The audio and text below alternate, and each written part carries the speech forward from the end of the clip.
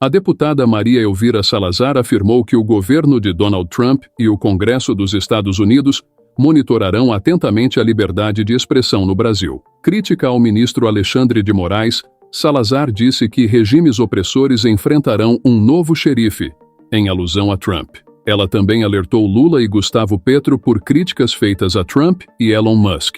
Donald Trump ameaçou taxar em 100% as exportações dos países do BRICS, incluindo o Brasil, caso avancem com uma moeda alternativa ao dólar. Segundo o ministro russo Sergei Lavrov, Lula está comprometido em liderar essa pauta no bloco econômico que seria devastador para o Brasil.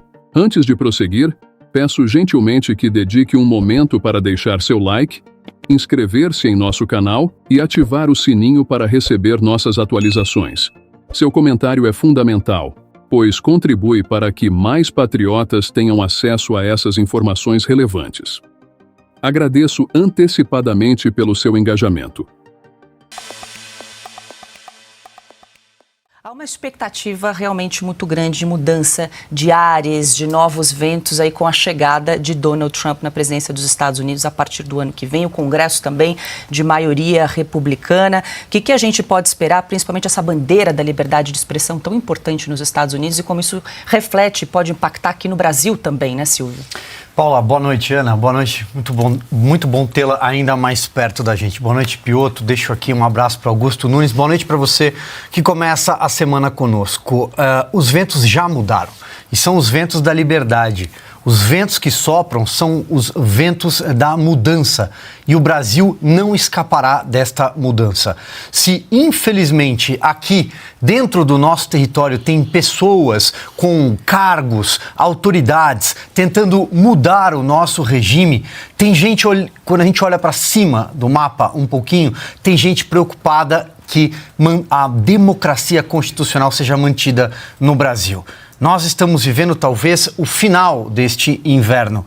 É uma expectativa? É otimismo? Pode ser, mas os ventos já começam a trazer mudanças nesses discursos que acompanhamos nos Estados Unidos. Eu quero aqui fazer menção, Paula, eu sei que nós vamos tratar disso ao longo do programa, sobre a iminência de o Congresso Nacional ser pisoteado. Estou pensando bem na palavra que eu estou utilizando aqui, tá? O Congresso já está de joelhos, mas talvez esteja diante de seu momento mais delicado, com o indiciamento de parlamentares, com a tentativa de calar a tribuna.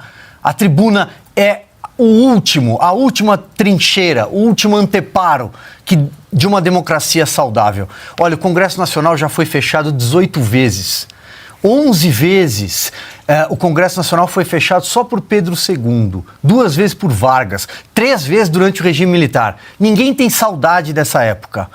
Então, eu acho que talvez os Estados Unidos da América vão defender o parlamento brasileiro. E é lá onde está a voz da sociedade, do povo. Eles têm voto. E é nisso que a gente deve acreditar. E Donald Trump anunciou Kash Patel para comandar o FBI. Patel substituirá o atual diretor, Christopher Wray, que precisaria renunciar ao cargo ao ser demitido. Isso porque Wray foi nomeado por Trump em 2017 e ainda tem 3 anos de um mandato que dura 10 anos. Na Truth Social, Trump declarou que a gestão de Patel, abre aspas, acabará com a crescente epidemia de crimes nos Estados Unidos, desmantelará as gangues criminosas de imigrantes e acabará com a praga maléfica do tráfico humano e de drogas na fronteira, fecha aspas. Ana, traz aqui pra gente um pouco da biografia, quem é Kash Patel e como é que esse nome foi recepcionado pelos americanos para comandar o FBI.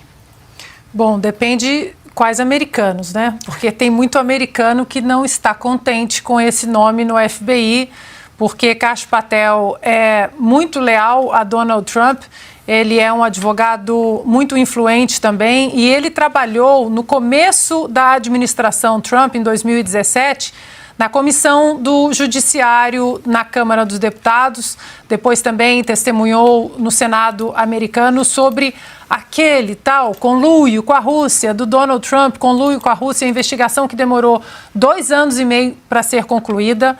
48 milhões de dólares do pagador de impostos americano foram gastos.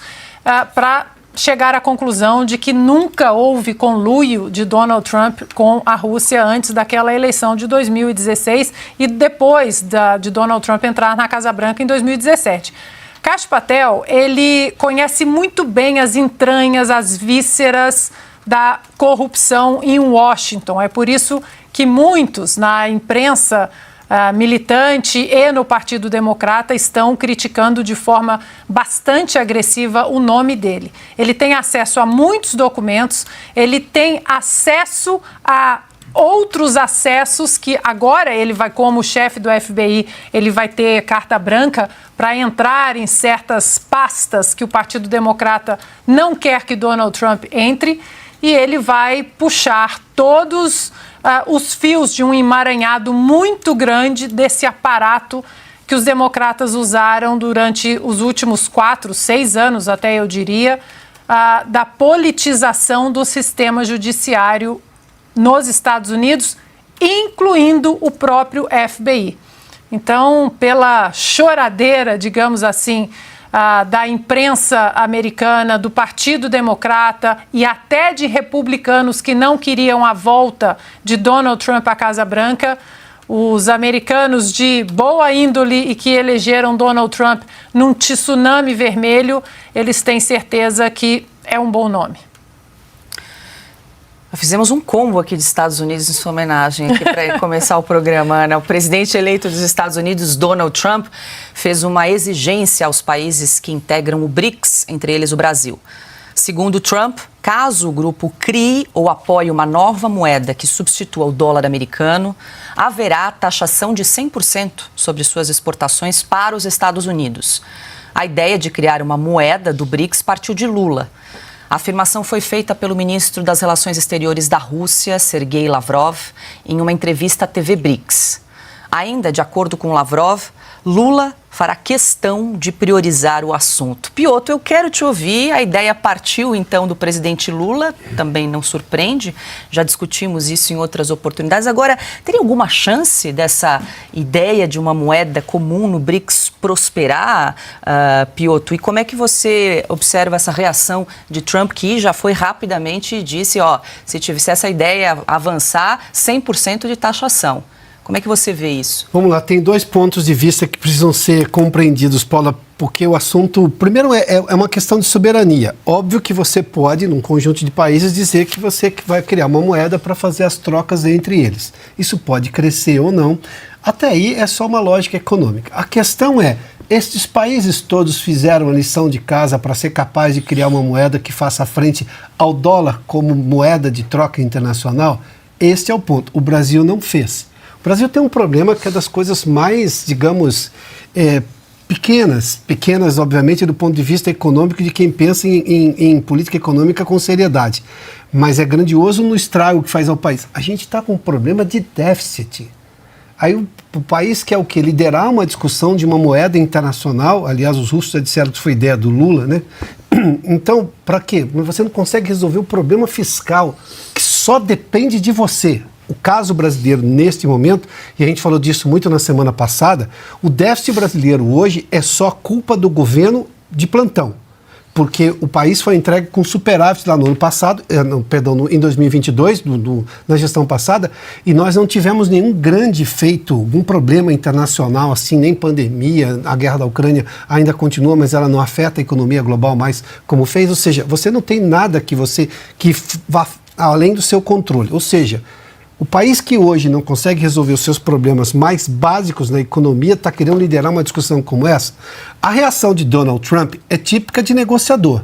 Em economia, você esbraveja. E ele esbraveja com muita carta na manga. Ele tem a maior economia do mundo, isso não é pouco. Ele acabou de ganhar uma eleição, isso também não é pouco. Ele ganhou uma eleição de forma cachapante. Bom, isso é muito grande. E óbvio que ele vai dizer isso daí. Quem é de todos esses países realmente está interessado em ocorrer o risco de levar uma alíquota de 100% para exportar os seus produtos para os Estados Unidos? Então, quer dizer, é uma negociação dura, porque, claro, ele quer preservar a hegemonia do dólar, o que faz todo sentido. O dólar é uma moeda americana, isso dá um certo controle para os Estados Unidos. A questão eu não vejo problema na discussão. A forma como é discutida é que é só para fazer frente aos Estados Unidos, é só para provocar. O presidente que está propondo isso, que é o presidente Lula, chamou o Donald Trump de nazista. Veja só, não é uma discussão técnica, não é uma discussão econômica de alto nível, não é esse o propósito, é só uma questão ideológica. Daí a ideia nasce morta. E aí você vai brigar com um sujeito que está gigante, numa eleição que saiu gigante, ele já é grande na história, mas saiu gigante. Óbvio que ele vai usar as ferramentas todas. O Brasil também usou ferramentas quando foi discutir questões comerciais, inclusive ganhou o direito de retaliar os Estados Unidos na questão do aço, uma série de outras coisas. Por quê? Mas isso é negociação técnica de economia. E ganhou direito na OMC. Aqui, a motivação é que é o problema. A ideia não é ruim, e essa discussão em algum momento vai acontecer na história da economia mundial. Mas a forma como ela foi concebida e por quem e por qual razão, esse é o problema do Brasil. Esse é o problema da tal moeda dos BRICS. Achar que a Rússia e a China vão bancar esse negócio sem levar em conta o que os americanos estão fazendo, aí é pretensão do Lula.